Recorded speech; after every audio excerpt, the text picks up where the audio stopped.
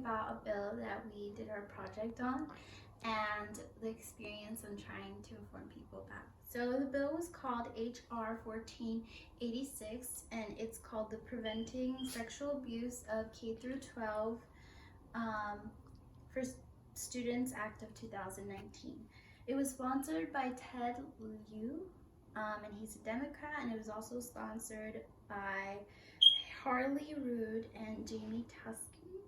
It was introduced now to the House of Representatives in barely 2019, and this bill is basically supposed to develop codes of conduct that have to do with sexual abuse and the proper training of teachers and staff that work at the schools. The funds would go, which is really good, the funds would also go to things like mental health, and that would basically be therapy for students that have experienced that, and that's one of the things that the funds would go to. So it was very interesting to learn that only 42 states actually have codes of conduct regarding sexual assault in the schools, which means that 22 states have no form of system that helps to keep things in order and helps people that are going through sexual assault, which is very interesting. And only 18 states actually mandate that teachers have proper training, which is really sad because all other states have no requirement at all. So when we went to go talk to people about this bill, a lot of people got really frustrated with us, and they were scared, rightfully so, because this is a very personal and vulnerable topic to talk about.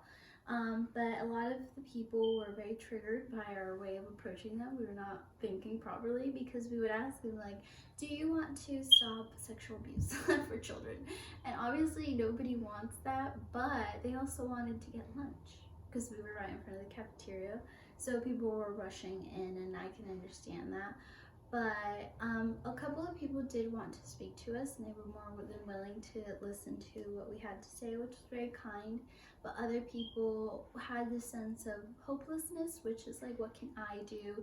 And it's rightfully so, because it's such a big problem that what can a civilian do, you know, right? But one of the people that I talked to, and she was very intrigued by our project, she said that her and her friends have political parties where they sit around and eat food and drink, and they basically write letters to Congress people about topics that they are very passionate about. And also, she said that at one point they were calling the congressperson that they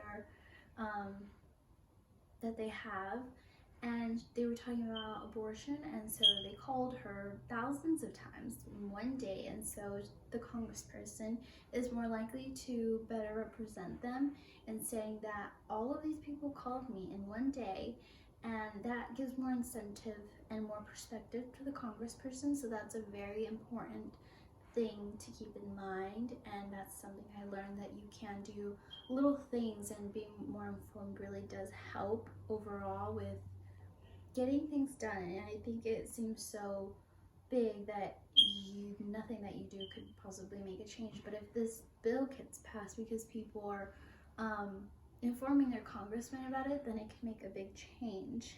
And I thought it was interesting that we think that our systems are in place and that they're for our benefit, and that they're doing everything that they possibly can for us, but really more things could be done and more things could be changed. And this is such a personal topic, like we've experienced in our campus, but children and sexual abuse and just general abuse, and they're such a vulnerable kids that really rely on us to take care of them. The fact that there aren't codes of conduct or even systems or policies in place to effectively do that is very sad. And so this was very interesting and a good experience, and yeah, that's it.